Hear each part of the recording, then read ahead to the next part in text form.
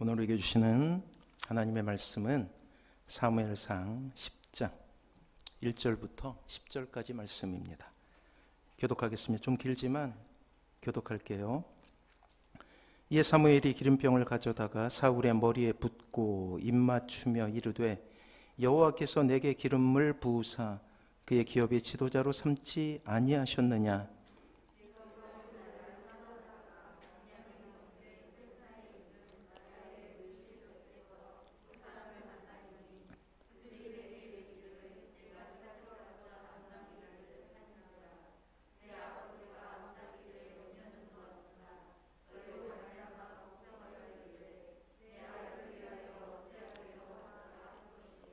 내가 거기서 더 나아가서 다볼 상수리 나무에 이르면 거기서 하나님을 배우려고 베델로 올라가는 세 사람을 만나리니 한 사람은 염소 새끼 셋을 이끌었고 한 사람은 떡 세 덩이를 가졌고 한 사람은 포도주 한 가죽 부대를 가진지라.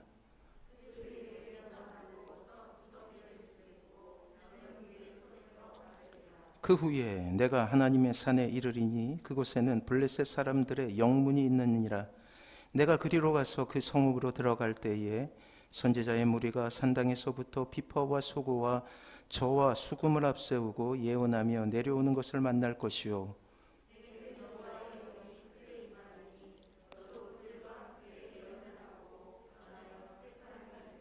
이 징조가 내게 임하거든 너는 기회를 따라 행하라. 하나님이 너와 함께 하시느니라.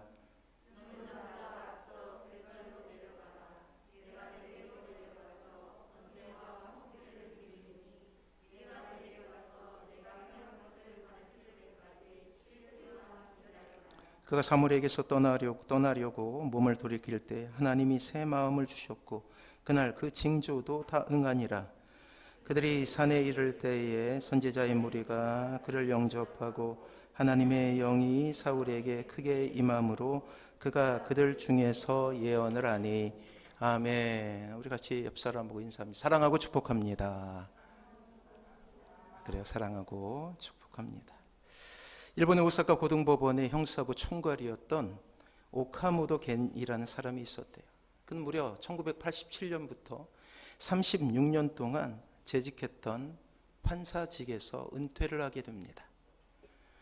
큰 사건들을 맡아 처리해오던 유명한 판사였던 그가 정년퇴임까지 5년이 더 남았는데도 일을 그만두게 되는 거예요.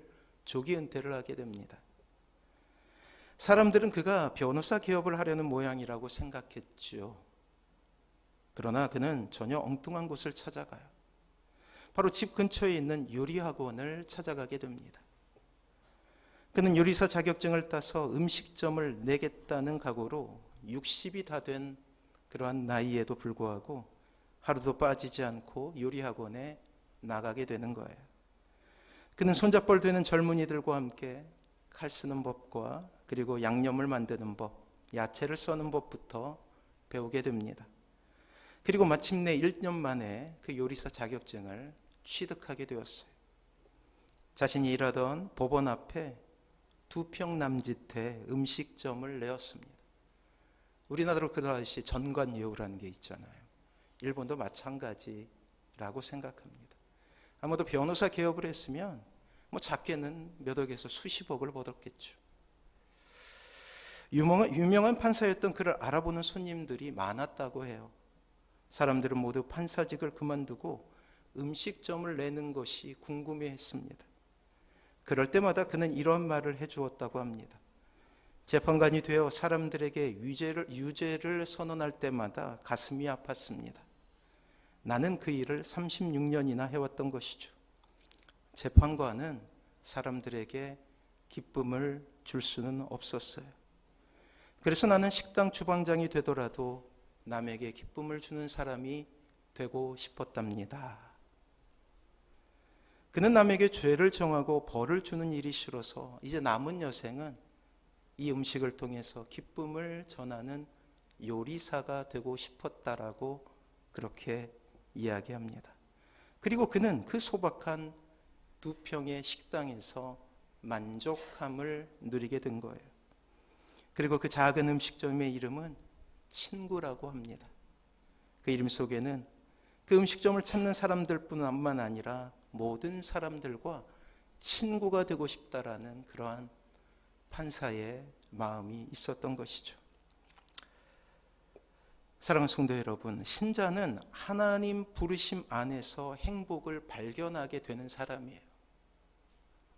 구중궁궐이 아니라 두 평 남짓의 가게라도 그 안에 하나님이 계시다면 그곳에서 그는 행복한 사람이 되는 거예요. 이게 부르심의 비밀이죠.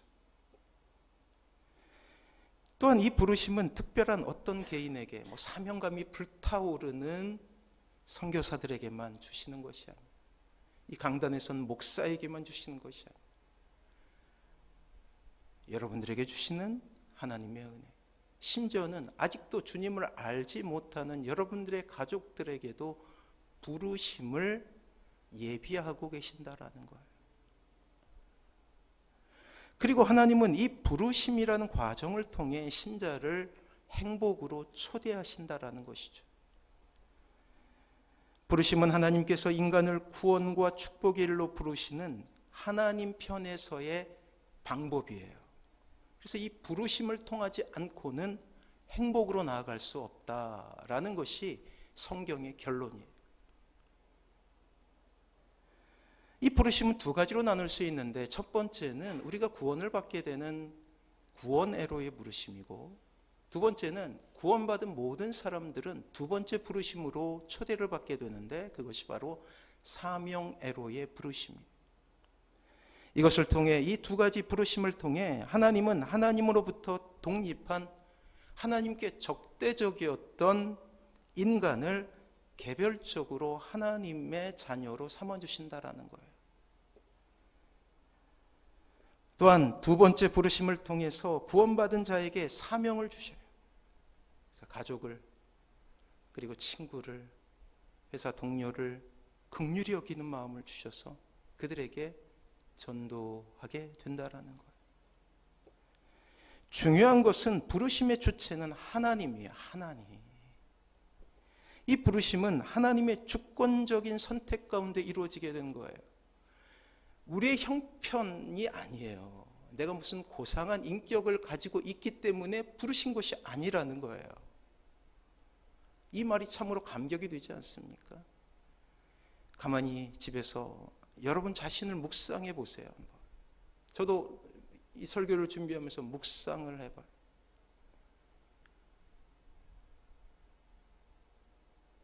왜 나를 부르셨지? 고상한 인격을 가진 것도 아니고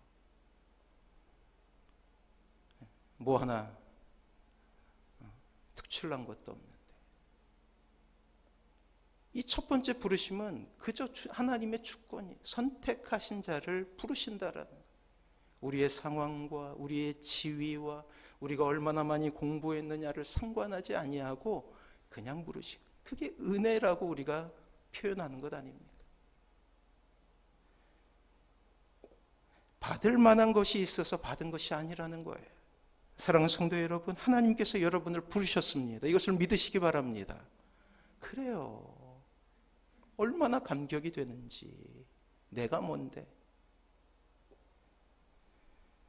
하나님은 이 부르심을 통해 하나님의 뜻을 이루어가게 되는 거예요.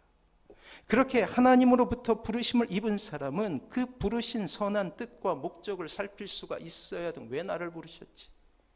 아, 우리 가정을 위해서구나. 또 어떤 사람은 거창하게 한 나라를 품고 기도하기 시작해요. 이 부르심에 순응하여 하나님의 뜻에 자신의 삶을 부합시켜 나가야 된다라는 거예요. 그리고 이 아름다운 순종을 통해 결국 우리는 자녀라는 신분이 주는 놀라운 축복을 경험하게 되는 것이죠. 사랑하는 성도 여러분, 하나님은 부르심에 순종하여 하나님께 자신의 삶을 스스로 저당 잡혀 사는 하나님의 그 사람에게 오늘의 주제라고 할 수 있는 하나님의 동행하심의 축복을 주시는 거예요. 동행하심 가운데 경험하게 되는 것은 보호하심의 은혜이죠. 지난주에 제가 말씀드리지 않았습니까? 우리 첫째 딸이 참으로 까칠하고 또 무뚝뚝한 한데 집 밖에만 나가면 제 손을 싹 잡는다고요. 제 손을 싹 잡아요. 그게 저는 얼마나 기쁜지 그게. 그리고 저는 이 아이를 보호하게 되는 것 아닙니까? 하나님께서 그리해 주신다라는 거예요. 이 신자는 보호하심을 경험하며 하나님의 동행을 경험하고 또한 안전함을 느끼게 되는 거예요. 왜? 하나님께서 보호하고 계시기 때문에. 그렇습니다. 하나님께서 여러분을 불러주셨다는 것은 하나님께서 여러분을 보호해 주신다라는 약속이에요. 이미 우리는 하나님께로부터 부르심을 받은 사람이죠. 첫 번째 구원 애로의 부르심이건 두 번째 부르심인 사명 애로의 부르심이건 하나님께서는 여러분들을 보호하실 거예요. 그리고 그 부르심 가운데서 우리는 하나님과의 동행이라는 상상할 수 없는 축복을 누리게 된다는 것이죠. 고단한 인생 가운데서도 웃을 수 있는 이유를 발견하게 됩니다. 이 세상의 척박함 속에서도 하늘의 충만을 경험하게 됩니다. 절망 가운데서도 한 줄기 이 세상을 비추는 소망에 초점을 맞추고 나는 행복한 사람입니다라고 고백할 수 있는 사람이 된다는 거예요. 황량한 사막을 걷는다 할지라도 그 사막에 숨겨진 오아시스를 경험하며 오히려 즐거워하게 될 거예요. 그렇습니다. 하나님의 부르심에는 하나님의 동행이라는 참으로 아름다운 하나님의 돌보심이 숨겨져 있어요. 우리에게 필요한 것은 끝까지 하나님의 동행하심을 믿고 하나님을 따라가는 거예요. 살짝 손을 잡는 거예요. 무뚝뚝해도. 오늘 본문은 우리에게 커다란 교훈을 주고 있죠. 하나님의 부르심을 받아 위대한 자리에 올랐던 한 사람의 이야기, 참으로 감동이 돼요. 하나님은 이 한 사람을 부르셨고 그 사람을 통해 이스라엘을 재건하고 회복하길 원하셨어요. 이러한 부르심에는 참으로 아름다운 응답이 있었습니다. 그 응답을 했던 사람은 사울이에요. 사울. 하지만 우리는 알고 있죠? 사울 어떻게 됐죠? 실패했어요. 부르심에 있어서도 뭐 할 수 있다? 실패할 수 있다. 실패할 수 있음을 우리는 깨달아야 되는 거예요. 작게는 시험에 들고 크게는 실패할 수도 있다. 무서운 이야기예요. 중요한 것은 신자가 부르심과 인도하심에 과연 순응과 순종으로 반응해야 되는데 그렇게 반응했느냐가 중요하다라는 거예요. 부르심의 은혜에 감격하며 하나님을 끝까지 신뢰하고 나아가야 합니다. 그러나 결국 이 사울 왕은 실패한 사람이 되었어요. 실패의 대명사가 되어버렸죠. 사슴과 같이 높은 곳에 하나님께서 사울을 올리셨지만 스스로 모든 축복을 거두어들이고 죄악을 선택하는 어리석은 왕이 되어버렸다라는 거예요. 오늘 우리는 다시금 결단과 결심이라는 참으로 아름다운 시간을 맞이하게 될 거예요. 하나님 여러분들에게 제안할 것입니다. 결심해라, 결단해라. 그렇습니다. 그 부르심에 합당한 삶을 살기 위해서 우리는 몸부림쳐야 된다는 거예요. 특히 코로나 시대를 지나가고 있는 우리에게 필요한 것은 바로 그것이. 이 세상의 신자라는 이름에 부끄럽지 않도록 견뎌내야 된다는 거예요. 누구를 위해서? 하나님을 위해서. 사랑하는 성도 여러분, 이기적으로 생각하세요. 여러분들을 위해서 그리하십시오. 자신을 스스로 견책하고 하나님의 뜻에 자신의 삶을 부합시키십시오. 누구를 위해서? 여러분 자신을 위해서 그리하시란 말이에요. 이렇게 세상을 거슬러 하나님의 편에 설 때 하나님은 다시금 우리의 삶을 동행이라는 아름다운 그러한 축복으로 함께 하실 거예요. 사랑하는 성도 여러분, 때문에 이렇게 결론 내릴 수 있습니다. 신자도 실패할 수 있다. 삶의 지독한 고통 가운데서 눈물 골짜기를 지날 수 있다. 절망이 찾아오고 고난 가운데 우리의 인생이 송두리째 망가지는 것은 아닌가 하는 생각이 들 때가 있다라는 거예요. 그럼 어떻게 해야 돼요? 돌아와야 된다라는 거예요. 은혜의 자리로 나와야 된다라는 거예요. 이러한 때에 다시금 하나님을 구하고 하나님의 손을 붙든다면 결코 하나님은 실패 가운데 여러분들을 그냥 놔두지 않는다라는 거예요. 다시금 우리를 건져내고 회복이라는 아름다운 삶으로 우리를 인도하시게 됩니다. 눈에서 눈물을 닦아주시고 다시금 세상으로 나가서 부르심의 축복을 경험하게 한다라는 거예요. 사랑하는 성도 여러분, 우리는 오늘 설교를 통해서 사울의 선택 속에서 하나님의 놀라운 사랑을 보게 될 거예요. 하지만 반면에 사울의 실패를 반면교사 삼을 수 있어야 돼요. 신자도 낙심할 수 있다, 낭망할 수 있다, 넘어질 수 있다라는 그러한 사실을 깨달아야 된다라는 거예요. 그럼 어떻게 해야 된다고요? 돌아오면 된다라는 거예요. 오늘 본문은 사울이 하나님의 부르심으로 말미암아 역사의 전면에 서는 그 현장에 우리가 들어가게 될 거예요. 이스라엘 민족에게 드디어 왕을 허락하셔요. 우리 1절 말씀 같이 한번 읽어봅니다. 시작.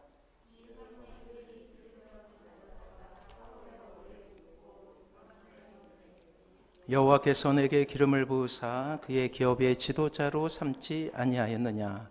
자, 구약에서 기름 붓는 행위는 여호와의 영이 임하는 놀라운 현장이에요. 특별한 의미를 가지고 있습니다. 구약시대에 기름을 부었던 세 사람이 있어요. 새가족 공부를 하시는 분들은 잘 기억하세요. 좀 이따 새가족 공부할 때 퀴즈를 내도록 할 테니까. 첫 번째는 제사장이었어요. 하나님과 사람을 연결하는 축복의 통로가 되잖아요. 제사라는 제도를 통해서. 제사장에는 하나님께서 기름을 부으셨어요. 죄악으로 인하여 갈라진 인간을 하나님의 은혜로 연결시켜주는 그러한 모습을 가진 특별히 축복을 입은 사람이에요. 제사장을 통해 이스라엘은 하나님께로 나아갈 수가 있었어요. 하나님은 이 신실한 사람들을 통해 이방인이 결코 누릴 수 없는 놀라운 은혜를 경험하게 했습니다. 그렇습니다. 잠시지만 제사 제도를 통해 죄가 사함을 받는 경험을 얻게 된 것이죠. 자, 두 번째는 선지자였어요. 선지자는 하나님의 나팔이었습니다. 나팔수는 하나님이시고 하나님께서 부르시면 그대로 전달하는 사람이에요. 이 선지자는 하나님의 기름 부으심을 받고 하나님의 선명한 뜻을 깨닫게 돼요. 그리고 그 마음을 하나님께 받아서 백성들에게 부어내는 사람이 됩니다. 배역과 죄악으로 치달아가는 역사를 온몸으로 막아서고 사람들의 마음에 다시금 부흥이 임하는 바로 그러한 세상을 꿈꾸는 하나님께 사로잡힌 사람이라는 거예요. 이 선지자들은 엄혹한 세상을 지나가면서 하나님의 뜻을 이루어갔죠. 하나님을 떠난 배도의 현장에서 다시금 하나님을 외친 위대한 하나님의 사람이었어요. 세상의 조롱과 핍박 가운데 온몸이 멍들면서 사명을 감당했던 위대한 하나님의 사람들이었다라는 거예요. 그리고 마지막은 왕이었습니다. 왕은 하나님께로부터 온 권위와 권력을 가지고 백성들을 다스려요. 때문에 하나님은 이 왕에게 기름 부으시고 신적인 권위를 얻게 하셔요. 왕의 마음속에 자신의 통치 행위는 하나님으로부터 위임받았다라는 거룩한 의미를 가지고 있습니다. 하나님 대신 사랑으로 백성을 다스리라는 뜻을 가지고 있어요. 위임받은 권력이라는 거예요. 오늘날 위정자는 바로 알아야 돼요. 위임받은 권력이에요. 세상의 군왕이라 할지라도 하나님께서 위임하신 거예요. 그것은 이 세상을 사랑으로 다스리라는 책임을 물으신다라는 뜻과 같아요. 사랑하는 성도 여러분, 하나님께서 기름 부으셨던 제사장, 선지자, 왕은 바로 이 땅에 오신 예수님의 사역을 의미합니다. 또한 예수님의 사역에서 그치지 않고 이 땅에 살아가는 신자의 사명이기도 해요. 놀랍지 않습니까? 여러분들의 사명이 바로 그것이라는 거예요. 기름 부으심은 성령님의 임재를 표현하는 것이죠. 그렇습니다. 오늘 하나님은 사울을 왕으로 삼으시는데 가장 먼저 하셨던 것이 그 머리에 기름을 부으시는 거예요. 왕으로 삼으시면서. 사울은 이스라엘의 첫 번째 기름 부음을 받게 된 왕이 되었죠. 자, 여기서 우리가 잊지 말아야 되는 것은 왕이라는 직책 안에서 제사장과 같이 하나님께로부터 권위를 위임받은 거룩한 직분이라는 사실이에요. 왕은 하나님께서 주신 권위로 자신의 유익을 삼는 존재가 아닙니다. 마치 하나님께서 자신의 백성을 통치하듯이 백성들을 이롭게 하고 그들을 사랑하는 마음으로 섬겨야 되는 역할이라는 거예요. 모든 지도자들은 마찬가지. 한 기관의 장은 그러한 사람이라는 거예요. 끊임없이 왕이 하나님께로부터 권위를 위임받는 존재임을 확인하고 계시는 것이죠. 사울은 이러한 하나님의 뜻에 집중했어야만 했어요. 그런데 이 불행한 왕은 스스로 이러한 자신의 위치를 망각하고 하나님의 자리를 탐하게 돼요. 죄를 지었다라는 거예요. 스스로 죄악으로 들어가고 있었던 것이죠. 참으로 안타까운 인생의 모습으로 전락하고 만. 그래서 실패의 대명사가 돼요. 다윗과 비교해서. 이것이 이스라엘 첫 번째 왕이 걸어가게 될 비극이었던 것이죠. 왕의 자리였습니다. 자신의 유익을 구하지 않고 하나님의 마음으로 이 땅에 하나님의 나라를 이루는 위대한 사명애로의 초대예요. 그러나 사울은 이러한 하나님의 뜻을 배반하고 사적인 유익을 위해 자신의 기쁨을 위해 그 자리를 사용했던 거예요.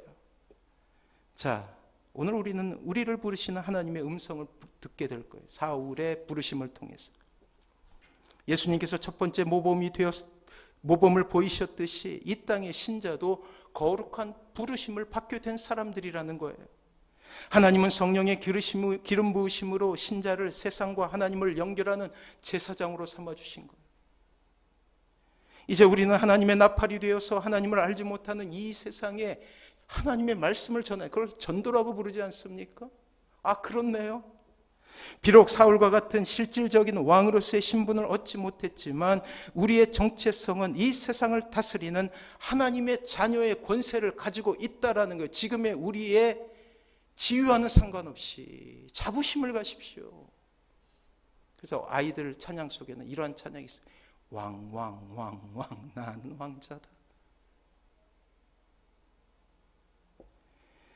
오늘 사울의 부르심을 통해 우리는 우리를 부르시는 친절하신 하나님을 만나게 됩니다. 부르시는 것에서 그치는 것이 아니라 그 부르심 가운데는 친절한 하나님의 마음이 있는 거예요. 하나님은 왕으로 등극하게 될 사울에게 세 가지 증표를 보여주셨어요. 여러분들에게도 마찬가지로 세 가지의 증표를 보여주실 거예요. 늘 의심 많고 도무지 하나님을 믿으려고 하지 않는 우리를 향한 하나님의 마음이기도 해요. 첫 번째 증표는 사울에게 일어난 가장 시급한 문제를 해결해 주신다라는 거예요. 사랑하는 성도 여러분, 하나님의 마음은 그거예요. 가장 시급한 문제를 해결해 주시는 분이에요. 이것을 통하여 우리의 삶 가운데 역사하시는 하나님의 확신을 주시죠. 자, 2절 말씀 우리 같이 한번 읽어보도록 하겠습니다. 2절 시작. 내가 오늘 나를 떠나가다가 베냐민 경계의 셀사에 있는 라헬의 묘실 곁에서 두 사람을 만나리니 그들이 내게 이르기를 내가 찾으러 갔던 암나귀들을 찾은지라. 내 아버지가 암나귀들의 염려는 놓았으나 너희로 말미암아 걱정하여 이르되 내 아들을 위하여 어찌하리요 하더라 할 것이요. 사울이 사무엘을 만난 이유가 재밌는데 아버지 암나귀 두 마리가 가출을 해요. 그래서 아버지가 명령한 거예요. 사울에게 이 두 마리 암나귀를 찾아와라. 그래서 부지런히 찾고 있을 때 사울을 만난 거예요. 하나님은 우선 이 필요에 즉각적으로 반응하셔요. 그렇습니다. 하나님의 사역자들, 여러분들을 향해서 하나님은 늘 이렇게 삶의 필요를 채우시는 분이 잊지 마십시오. 삶의 필요를 체험하게 되었을 때 우리가 여겨야 되는 것은 뭐냐면 하나님께서 함께 하시구나 라는 마음이에요. 우연히 된 것이 아님을 고백하는 사람이에요. 이 땅에 많은 사람들이 있어요. 하나님의 은혜를 특별히 입는 사람들이 있어요. 근데 안타깝게도 그 모든 사람들이 신앙생활을 이어가지는 못해요. 왜? 그냥 이것이 내게 당연히 있을 걸로 여기기 때문에. 엄청난 위기 가운데서 하나님의 도우심을 얻었지만 하나님을 찾지 않는 이유도 마찬가지예요. 그래서 여러분들 기도하실 때, 누군가 전도하려고 기도하실 때 반드시 여러분들이 기도하실 것이 있어요. 어떤 하나님의 도우심이 있었다면 그것을 하나님의 은혜로 해석하고 여러분들이 먼저 고백할 수 있어야 된다는 거예요. 깨닫게 해줘야 된다. 왜냐하면 그들은 하나님을 알지 못하기 때문에 깨닫지 못하죠. 그러면 이것이 어떠한 원리로 이루어지게 되었는지 여러분들이 해석을 해서 고백을 먼저 할 수 있어야 된다는 거예요. 마치 로뎀나무 밑에서 죽기를 원했던 선지자에게 까마귀를 통하여 먹이시듯이 하나님은 이 땅에 하나님께서 부르신 이들의 필요를 채우시는 분이에요. 일단 부르심에 응답하면 하나님께서 채우십니다. 책임지십니다. 함께 하십니다. 이것을 믿으시기 바랍니다. 두 번째 증표는 다볼 상수리 나무에 이르면 예배를 드리러 올라가는 사람이 있는데 그들이 떡 두 덩이를 줄 것이라고 예언을 해요. 4절 같이 한번 읽어봅니다. 시작.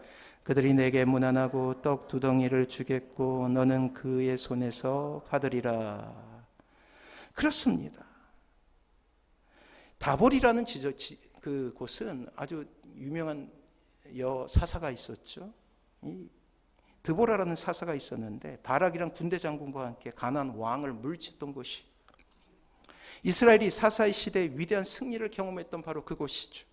그렇습니다. 이스라엘의 대적자들을 물리치게 될 이스라엘 왕을 예언하고 있는 거예요. 거기서 더군다나 떡 두 덩이를 공개받게 하시죠. 제공받게 하신다라는 거예요. 사울이 가지게 될 위상에 대해 미리 보여주시는 거예요. 공개는 윗사람에게 아랫사람이 이렇게 대접을 하는 거예요. 이 사울은 부르심 받을 때 어렸거든요. 근데 만났던 그 사람들이 공개를 하고 있어요. 하나님은 이렇게 세상을 통하여서 여러분들의 발을 사슴과 같이 높이신다라는 거예요. 어떻게 할 때? 하나님의 부르심에 순종하게 될 때. 이제 사울을 이스라엘 민족에게 왕이라는 그런 높은 자리에 오르시게 한다라는 거예요. 자, 세 번째 증표는 사울이 성령을 받아 새 사람이 되리라는 예언이었어요. 구약의 시대에도 성령님의 임재하심이 있었습니다. 그것 항구적이진 않아요. 우리는 항구적인 임재하심을 경험하는데 옛날에는 성령님이 임재하셨다 곧 떠났어요. 근데 놀랍게도 사울에게도 그러한 일이 있었다라는 거예요. 자, 6절 말씀 우리 같이 한번 읽어봅니다. 6절 같이 읽습니다. 시작. 내가 여호와의 영이 크게 너도 그들과 함께 예언을 하고 변하여 새 사람이 되리다. 그래서 9절 10절에 그러한 내용이 있죠. 그렇습니다. 강력한 성령님의 임재하심으로 예언을 하는 은사를 받게 됩니다. 사랑하는 성도 여러분, 이 세 가지 증표를 주시는 이유는 단 한 가지예요. 이제 7절을 통하여서 우리는 사울에게 주셨던 놀라운 축복을 보게 됩니다. 7절 말씀 같이 한번 읽어봅니다. 같이 읽습니다. 시작. 이 징조가 내게 임하거든 너는 기회를 따라 행하라. 하나님이 너와 함께 하시느니라. 뭐라고 말씀하셔요? 너와 함께 하시느니라. 오늘 설교 제목이죠. 동행해 주신다라는 거예요. 사랑하는 성도 여러분, 하나님께서 여러분들과 동행해 주셔요. 여러분들 손을 붙잡아 주셔요. 여러분들 그곳에서 안전을 경험하게 되는 거예요. 중요한 것은 내가 지금 하나님과 동행하고 있느냐 점검을 해봐야 된다라는 거예요. 만약 하나님의 사람이, 하나님의 자녀가, 하나님의 신자가 동행하심을 경험하지 못한다면 그것은 잘못된 거예요. 병에 든 거예요. 이상하다고요. 그럼 어떻게 해야 돼요? 동행의 자리로 돌아와야 되는 거예요. 하나님께서 함께 하신다는 놀라운 축복 아닙니까? 안전을 지켜준다는 것이었죠. 높은 자리에 올라간다는 것이죠. 현재의 문제를 해결해 주신다. 이 세 가지 기도의 증표를 보여주심에도 불구하고 동행에서 이탈했다는 것은 이상하다라는 거예요. 잘못되었다라는 거예요. 그럼 어떻게 해야 돼요? 찾아와서 하나님의 손을 붙잡아야 돼요. 사랑하는 성도 여러분, 하나님은 사울의 실패에도 불구하고 다시금 오늘 말씀을 통해 여러분들을 향하여서 말씀하셔요. 돌아오라고.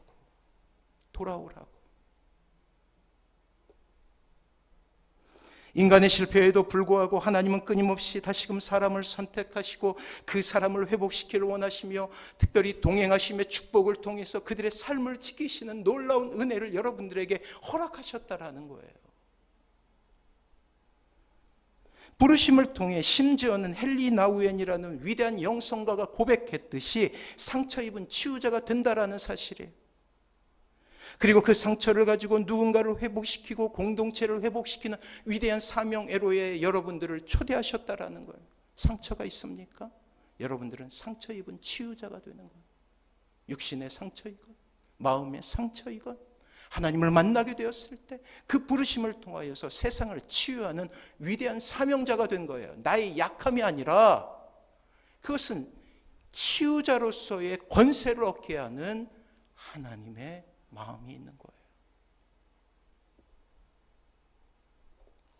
오늘 이 아침 하나님이 너와 함께 하시느니라 이 말씀을 여러분들의 가슴에 한번 새겨보십시오. 그리고 점검해 보세요. 나는 과연 하나님과 동행하는 사람인가? 그리고 고단하지만 하나님의 사람이 되어 살아가시는 귀한 은혜가 있길 축원합니다. 하룻밤에 읽는 목민심서라는 책에 이러한 구절이 나와요. 목민심서 안에 이런 내용이 있다라는 것이죠. 정약용이 쓴 책이잖아요. 한번 들어보세요. 하늘이 한 사람을 부자로 만드는 것은 사사로이 하는 것이 아니라 대개 많은 가난한 자들을 그들에게 부탁하라는 것이요.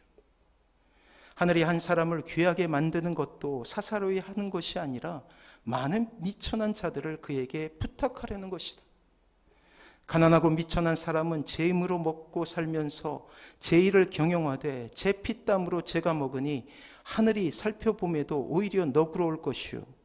부유하고 귀한 사람은 벼슬을 가지되 녹을 먹되 만민의 피땀을 한 사람이 먹으니 하늘이 그 허물을 감독함이 더욱 엄중할 것이다. 사랑하는 성도 여러분, 목민에게도 이러한 책임이 있어요. 근데 여러분들 하나님의 자녀잖아요. 어찌 책임이 없다라고 이야기할 수 있겠습니까? 선지자로서의 여러분들의 책임이 있는 거예요.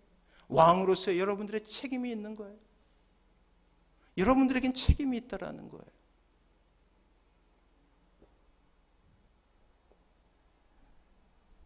그 존귀한 부르심에 우리는 감사함으로 우리의 인생을 사명으로 채워가야 돼요.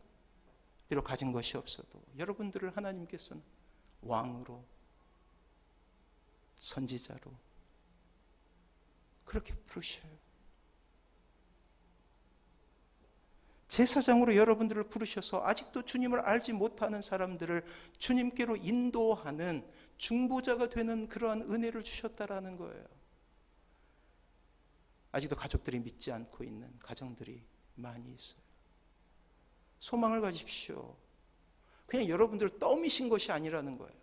힘을 주셨어요. 권세를 주셨어요. 당당하게 이야기하십시오. 하나님께서 주신 권위가 있잖아요. 비굴해지지 마세요. 전도할 때는 비굴해지면 안 돼요. 당연하듯이 이야기해요. 사랑하는 성도 여러분, 우리는 다시금 사울의 모습을 반면교사 삼아야 돼요. 그의 잘못을 통해 배워야 된다는 것이죠. 반면교사. 실패할 수도 있다. 그럼 어떻게 해야 돼요? 돌아오면 돼요. 근데 사울은 그것에 있어서 실패해서 영원히 실패자가 된 거예요. 신자를 부르시고 동행하신다는 이 경이로운 약속을 외면한 사울은 결국 실패하고 말아요.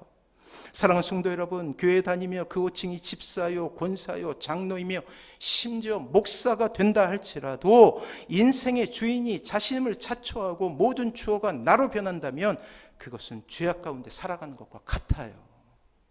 직분이 중요한 게 아니에요. 아까 그랬잖아요. 목민에게 어떻게 그랬어요? 더 큰 권세를 주면 더 큰 책임이 묻게 된다고, 하늘에서 묻게 된다고 그러잖아요. 세상 속에 함몰되어 죄인과 방불한 인생을 살아가는 이 땅에 많은 사람들이 있음을 기억해요. 실패한 사람들도 있어요. 얼마나 오랫동안 교회를 다녔느냐는 신앙의 영역에서 그리 중요한 것은 아니에요. 심지어 과거에 얼마나 신앙생활을 열심히 했느냐 역시 결코 자랑거리가 될 수 없습니다. 신앙에서 왕년에는 없어요. 신앙은 항상 현재 진행이에요. 하나님께서 보시는데 오늘을 보셔요. 오늘을. 만약 여러분들이 오늘 돌이킨다면 여러분들은 가장 위대한 신앙인이 되는 거예요. 지금 내가 어떻게 주님을 믿고 있느냐, 얼마나 세상에서 신자의 모습을 지키기 위해 노력하고 있느냐, 죄와 싸우는 일에 얼마나 매진하고 있느냐, 그것이 중요하다라는 거예요. 사랑하는 성도 여러분, 신자는 예수님을 주인으로 모시고 있는 사람들 아닙니까? 그러하기에 예수님을 주님이라고 부르잖아요. 주님이라고 부르는 만큼만 사십시오. 우리는 이 시대, 악한 시대를 살고 있어요. 진리가 비진리로 취급받는 시대를 살아가고 있습니다. 비진리가 진리라 여겨지는 이 세상 속에 주님을 믿고 주님을 따르는 종으로 살기에 힘을 다하여 살아야 돼요. 이 신천지라는 이단이 전면 광고를 내는 시대를 살아가고 있어요. 광장에서 모여서 막 위세를 드러내는 시대를 살아가고 있다고. 그 어떤 시대보다 악한 시대를 우리가 살아가고 있어요. 악한 위정자가 무속을 무기로 삼아서 이 땅을 다스리는 시대를 살아가고 있다. 꿈에도 생각하지 못했어요. 21세기 아닙니까? 그러한 시대에 여러분들 자신을 지키고 여러분들의 가정을 지키는 법은 한 가지밖에 없어요.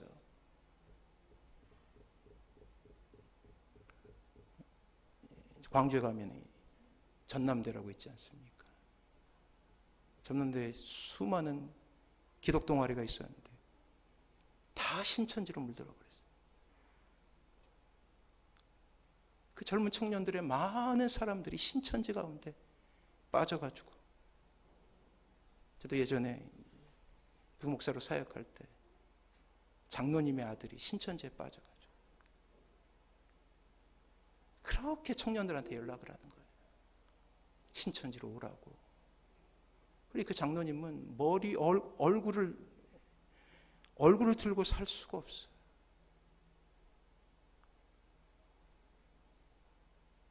좋은 데에 들어가면 안전하다고요?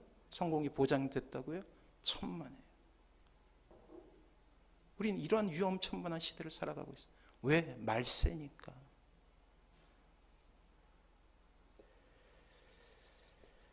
사랑하는 성도 여러분, 이 땅에 하나님을 향한 하나님의 최고의 축복은 동행해 주시는 거예요. 우리가 뭔데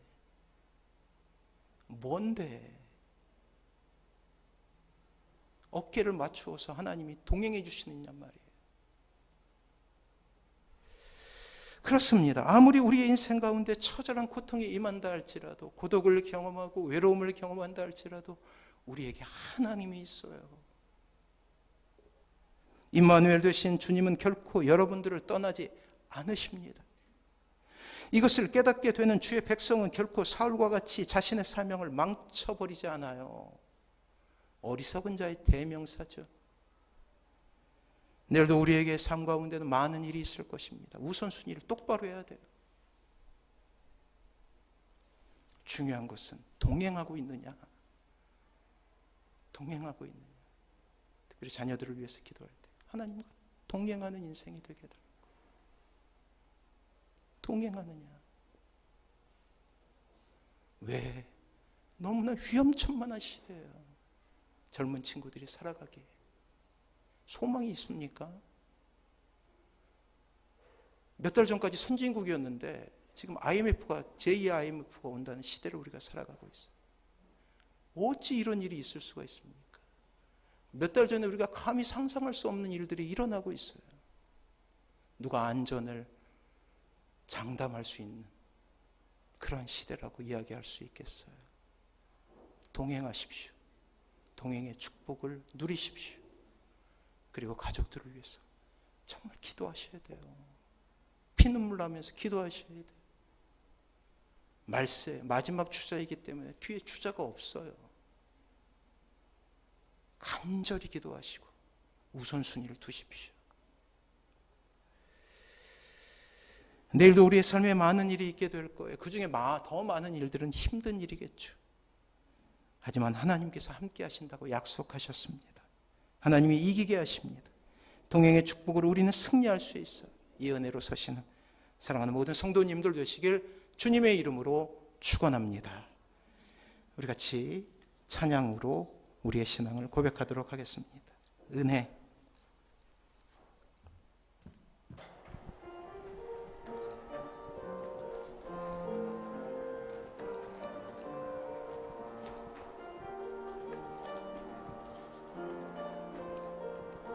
내가 누려왔던 모든 것들이 내가 누려왔던 모든 것들이 내가 지나왔던 모든 시간이 내가 지나왔던 모든 시간이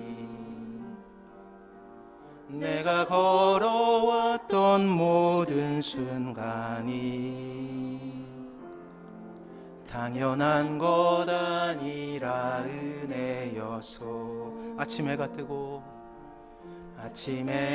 뜨고 저녁에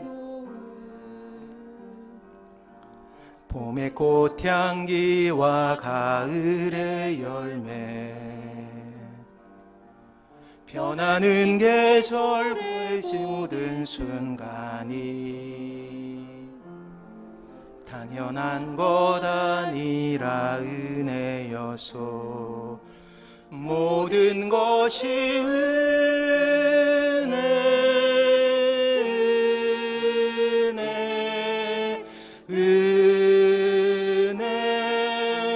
한없는 은혜 내 삶에 당연한 것 하나도 없었던 것을 모든 것이 은혜여서 내가 이 땅에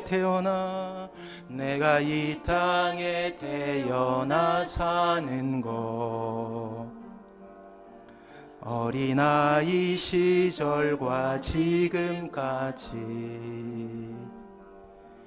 숨을 쉬며 살며 꿈을 꾸는 삶 당연한 것 아니라 은혜여서 내가 하나님의 자녀로 살며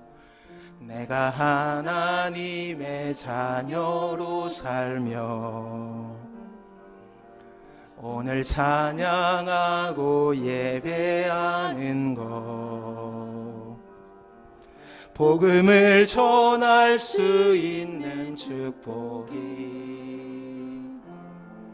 당연한 것 아니라 은혜여서 모든 것이 은혜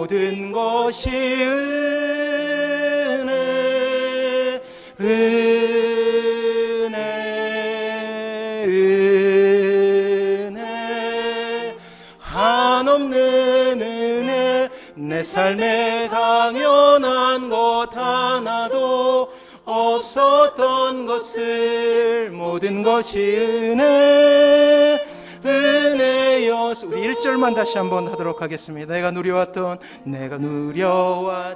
모든 것들이 내가 지나왔던 모든 시간이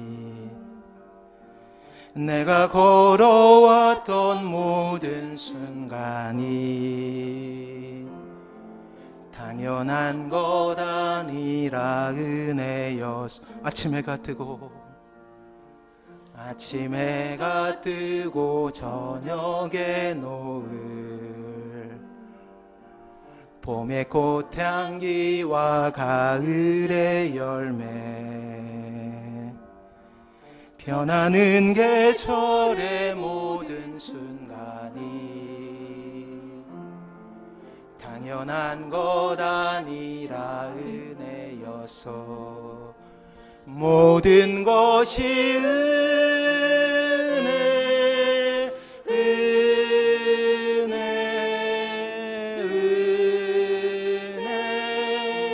한없는 은혜 내 삶에 당연한 것 하나도 없었던 것을 모든 것이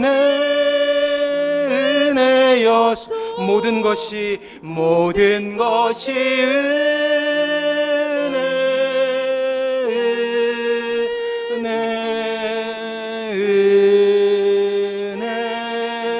한없는 은혜 내 삶에 당연한 것 하나도 없었던 것이 모든 것이 은혜여소.